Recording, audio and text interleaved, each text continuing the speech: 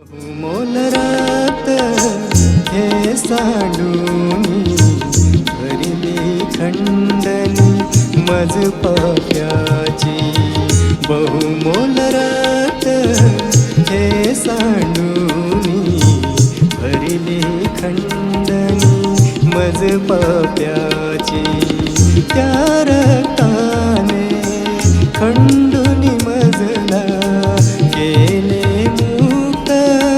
सर्व काळचे. प्रभू येशू ख्रिस्ताच्या सर्वश्रेष्ठ नामात आपणांचं अभिवादन. पवित्र शास्त्र बायबलमध्ये 73व्या स्तोत्राच्या पहिल्या वचनात असे म्हटले आहे, देव इस्रायलावर शुद्ध मनाच्या लोकांवर कृपा करणारा आहे. मन अथवा अंतःकरण शुद्ध असण्याचा प्रमुख लाभ काय असेल बरे? येशू ख्रिस्त म्हणाला होता, जे अंतःकरणाचे शुद्ध ते धन्य, कारण ते देवाला पाहतील. खरे तर देवाला पाहणे ही सामान्य बाब नाही. मोशेने एकदा परमेश्वराकडे त्याचे मुख पाहण्याची इच्छा व्यक्त केली. मात्र परमेश्वर मोशेला म्हणाला, तुला माझे मुख पाहवणार नाही, कारण माझे मुख पाहिल्यास कोणी मनुष्य जिवंत राहावयाचा नाही.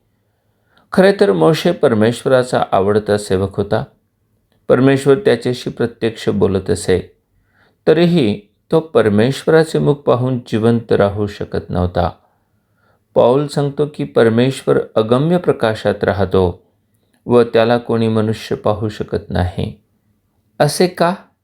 कारण परमेश्वर अत्यंत पवित्र आहे व कोणतीच अपवित्र गोष्ट परमेश्वरासमोर त्याच्या सानिध्यात येऊ शकत नाही व आल्यास जिवंतही राहू शकत नाही. आणि तरीही प्रभू येशू म्हणतो, शुद्ध मनाचे लोक देवाला पाहतील. आश्चर्य आहे ना? होय, जरी देवाला अजून कोणी पाहिले नाही, तरी एक दिवस असा येईल जेव्हा प्रगटीकरणाच्या 22व्या अध्यायात म्हटल्याप्रमाणे पुढे काहीही शापित राहणार नाही, तर तिच्यामध्ये देवाचे व कोकऱ्याचे राजासन असेल आणि त्याचे दास त्याची सेवा करतील. ते त्याचे मुख पाहतील व त्याचे नाव त्यांच्या कपाळावर असेल. ही तर स्वर्गात काय स्थिती असेल हे सांगणारी वचनं होत. लक्षात घ्या, पवित्र देवाला पाहण्यासाठी आपल्याला स्वर्गात जावे लागेल. स्वर्गात जाण्यासाठी आमचे अंतःकरण शुद्ध असावे लागेल.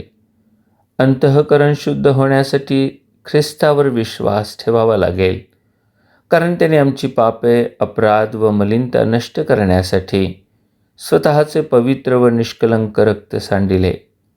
जो त्याच्यावर विश्वास ठेवितो, त्याला तारणारा व प्रभू म्हणून कबूल करीतो, त्याला तो स्वतःच्या सांडिलेल्या रक्ताने धुवून शुद्ध करीतो. त्यामुळे त्याचे अंतःकरण व त्याचा विवेकभाव पवित्र होऊन तो देवाचे लेकरू बनतो. आपल्यालाही देवाला पाहण्याची धन्यता मिळावी हीच प्रभुचरणी प्रार्थना. धन्यवाद.